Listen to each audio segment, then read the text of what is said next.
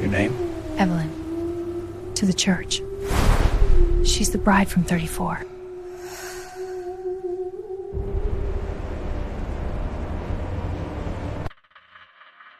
In the dimming twilight of a late autumn evening in 1957, along the desolate stretch of Route 66 cutting through the Oklahoma Panhandle, truck driver Harlan Crow spotted a figure by the roadside, her white dress fluttering like a moth trapped in the wind.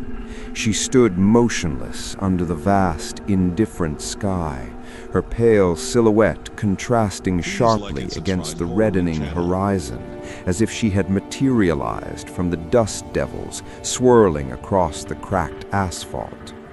Harlan, a man hardened by endless miles and solitary nights, felt an inexplicable pull to slow his rig, the engine's rumble echoing his hesitation.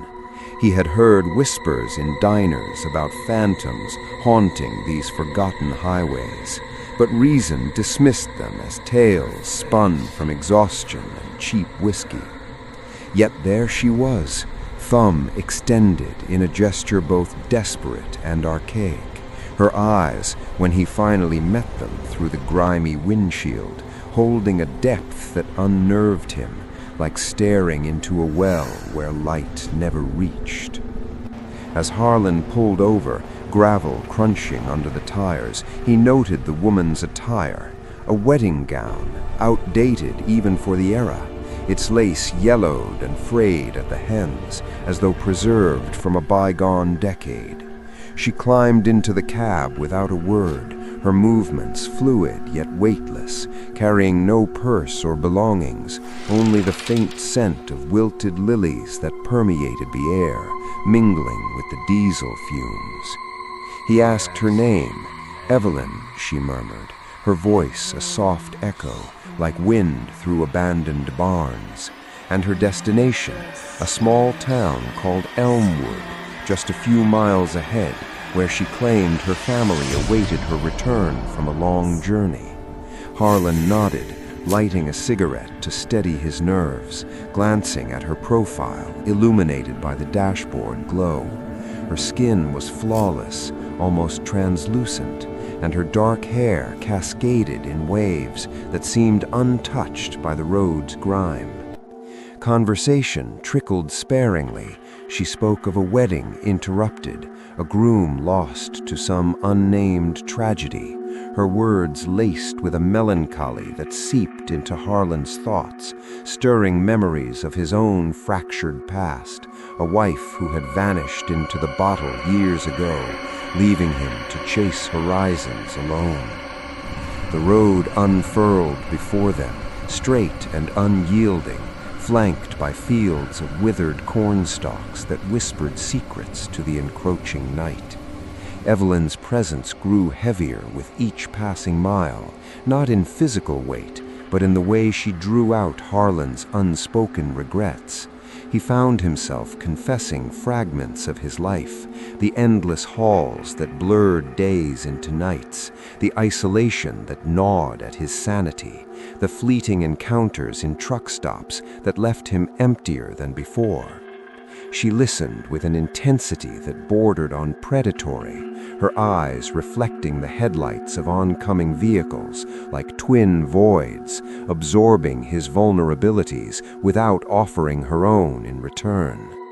Occasionally, she would point to landmarks, a rusted billboard advertising a long-closed motel, a crooked fence post marking an old homestead, and recount fragments of history, how Route 66 had once pulsed with life, carrying dreamers westward, only to become a vein of forgotten sorrows where the living and the lost intertwined. Harlan felt a chill despite the heater's hum, attributing it to the dropping temperature. Yet deep down, a primal unease stirred, as if her stories peeled back layers of reality, revealing the highway's true nature as a conduit for the unrested dead. As they approached Elmwood, the town's lights flickered faintly in the distance, a cluster of modest buildings huddled against the prairie winds.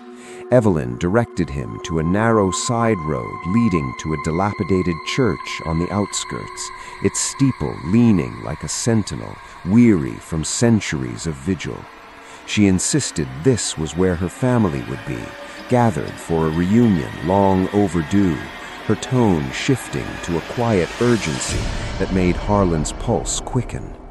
He parked the truck near the overgrown cemetery adjacent to the church, the engine idling as she stepped out, her gown trailing ethereally over the frost-kissed grass. "Thank you," she whispered, pressing a cold hand against his cheek, a touch that lingered like frostbite long after she withdrew and vanished into the shadows toward the graveyard's iron gates. Harlan watched her go, a fog rolling in from the fields to obscure her form, until she dissolved completely, leaving only the echo of her footsteps in his mind. Shaken, he drove into town, seeking the warmth of a diner to dispel the encounter's strangeness, but the locals' reactions when he mentioned Evelyn turned his blood to ice. In the dimly lit booth of Ma's diner, surrounded by the clink of coffee cups and the murmur of late-night patrons, Harlan recounted his story to the waitress, an older woman named Rita, with lines etched deep from years of hard living. Her face paled as he described the bride, and she set down her notepad with trembling hands, whispering that Evelyn Thorne had been a local legend since the 1930s, a young woman jilted at the altar on her wedding day in that very church. The groom, stricken by a sudden illness, some said a curse from a spurned lover, had died mid-ceremony, collapsing at the altar in a fit of convulsions that no doctor could explain. Evelyn, heartbroken and deranged by grief, wandered out onto Route 66 that night, hitchhiking in her gown, seeking passage to an imagined elsewhere where her love might still await. She was struck by a passing vehicle in the fog. Her body never recovered, though witnesses swore they saw her spirit rise from the pavement, forever downed to the road that claimed her. Rita's voice dropped lower, confiding that dozens of drivers had picked her up over the decades, each ferrying her to the church only for her to vanish, leaving behind a token, a wilted flower, a faded photograph that materialized in their vehicles days later, driving some to madness as they obsessed over the impossibility. Harlan dismissed it at first, laughing it off as small-town folklore, but as he returned to his truck, a sense of dread coiled in his gut like a serpent awakening. There, on the passenger seat, lay a single dried lily, its petals brittle and scented with decay, identical to the one Evelyn had worn in her hair. He drove away from Elmwood that night, the highway stretching into infinite darkness, but the encounter clung to him, infiltrating his dreams with visions of endless roads where the living begged rides from the dead.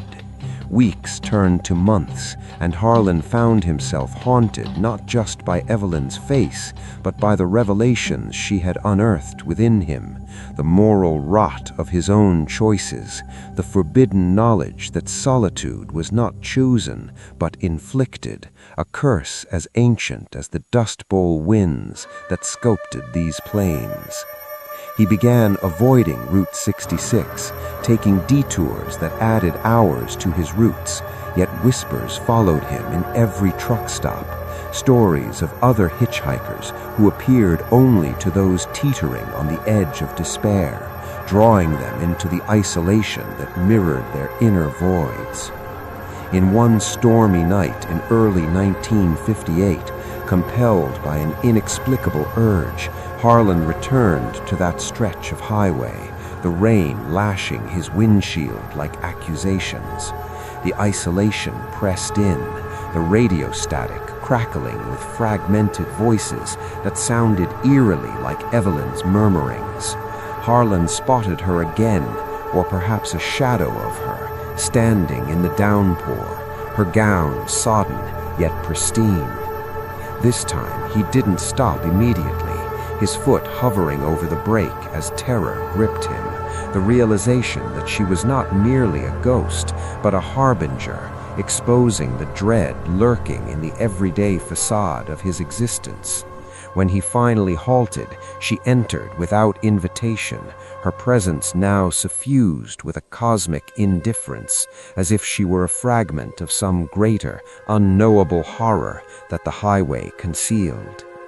She spoke of curses older than the road itself, born from the blood of displaced natives and broken promises of the American dream, entities that fed on the psyche's fractures, turning isolation into a devouring force. As they neared Elmwood once more, the storm intensified, lightning illuminating the graveyard, where weathered stones bore names faded by time. Evelyn's form began to flicker, her voice growing distant, revealing